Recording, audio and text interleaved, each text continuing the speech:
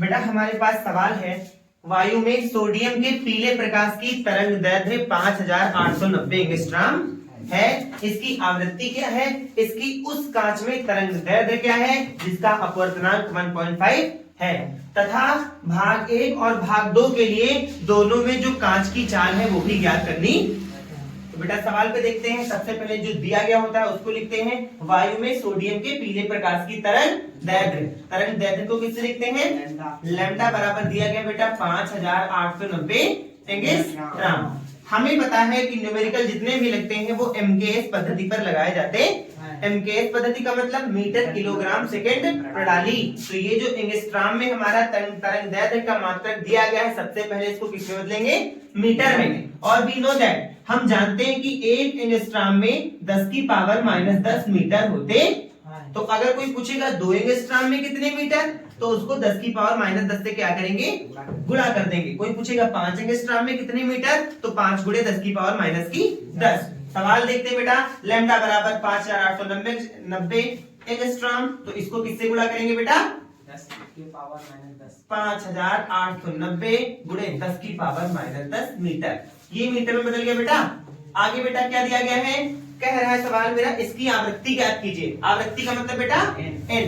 इसकी आवृत्ति पूछा जा रहा है, और पूछा जा रहा है कि इसकी उस कांच में तरंग दैर्ध्य क्या है। तरंग दैर्ध्य भी पूछा जा रहा है। तरंग दैर्ध्य को लिखते हैं लैम्डा से, और ये तरंग दैर्ध्य किसके सापेक्ष पूछा जा रहा है? कांच में। तो कांच का मतलब ग्लास है ना। ये क्या होगा बेटा? और ऑलरेडी इसका अपवर्तनांक दिया गया है। अपवर्तनांक होता है n, लेकिन ये अपवर्तनांक किसका दिया गया बेटा? कांच का। तो क्या होगा? Ng बराबर कितना दिया गया है?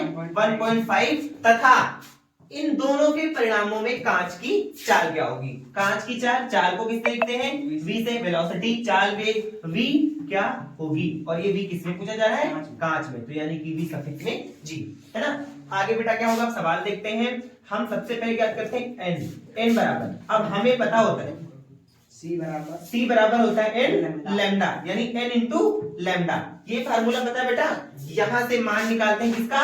हमें ज्ञात करना है किसका मान? n का। तो बेटा ये लिखा हुआ है n लैम्डा बराबर c, यानी c बराबर n लैम्डा या n लैम्डा बराबर c। LHS बराबर RHS, RHS बराबर, चाहे RHS को पहले रखो या LHS को, ठीक। तो n लैम्डा बराबर c, यानी कि c बराबर n लैम्डा। तो n लैम्डा बराबर c, n का मान निकालना है, n को रखते हैं इधर ही। तो n बराबर, अब c उधर है, ये लैम्डा इसके गुणे में है, ये उधर जाएगा तो बटे में। अगर ये इधर प्लस में होता उधर जाता तो माइनस में, माइनस में होता तो प्लस में, भाग में होता तो गुणे में, है ना। ये हो गया n बराबर c अपान लैम्डा। सबका मान रखो बेटा, n बराबर c। ये c होती है वायु या निर्वात में प्रकाश की चाल, और निर्वात या वायु में प्रकाश की चाल कितनी होती है? 3 गुणे 10 की पावर 8 बटे लैम्डा। लैम्डा का मान कितना देगा बेटा? 5890 गुणे 10 की पावर -10। इधर देखते बेटा, ये n बराबर, सबसे पहले घातों को हल कर लेते हैं। तो अंश और हर 3 गुणे 10 की पावर 8, ये अंश में था पूरा का पूरा। हर के जितने भी घात वाले पद हैं उनको ऊपर लेके जाते हैं। नीचे कितने घातों के पद हैं? 1, 10 की पावर -10। ये ऊपर जाएगा तो 10 की पावर काहे का हो जाएगा? प्लस का 10। जब भी अंश से हर में या हर से अंश में घातों का फेरबदल करते हैं तो घातों की चिन्हों की संख्याएं हमेशा बदल जाती हैं। आगे बेटा ये 10 की पावर माइनस की थी 10, ऊपर गई तो प्लस में, नीचे लिखा हुआ है 5890। n बराबर 3 गुणे, अब 10 की पावर 8 और 10 की पावर 18, दो समान चिन्हों वाली संख्याएं सदैव आपस में जुड़ जाती हैं, यानी प्लस प्लस जुड़ जाएंगी, माइनस माइनस भी जुड़ जाएंगी, और चिन्ह हमेशा बड़ी संख्या का लगाते। तो 10 और 10 कितना हो गया? 10 की पावर 18, 10 8 18 बटे नीचे 5890, ये है ही, ठीक। आगे बेटा अब करते क्या? देखो n बराबर 3, अब 3 को कर लेते हैं गुणे, 3 गुणे 10 की पावर 3 गुणे, अब 10 की पावर 3 मैंने इससे अलग कर लिया तो 18 में कितना बचेगा? 15। 10 की पावर 3 का मतलब 10 गुणे 10 गुणे 10, यानी कि 10 दहम्मा 100, 100 गुणे 10, 10 की पावर 3 का मतलब 100 दहम्मा 1000। तो 1000 को ही लिखा जाता है 10 की पावर 3 बटे का कितना आ गया नीचे?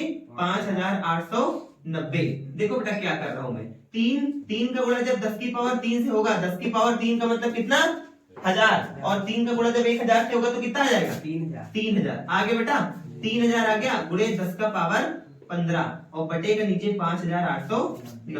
अभी देखो ये 5890 है और वो क्या है 3000। अभी भी वो कम है ना, तो यहाँ पे बढ़ा लेते हैं एक जीरो और यहाँ से एक घात क्या कर लेते हैं कम। समझ में आ गया?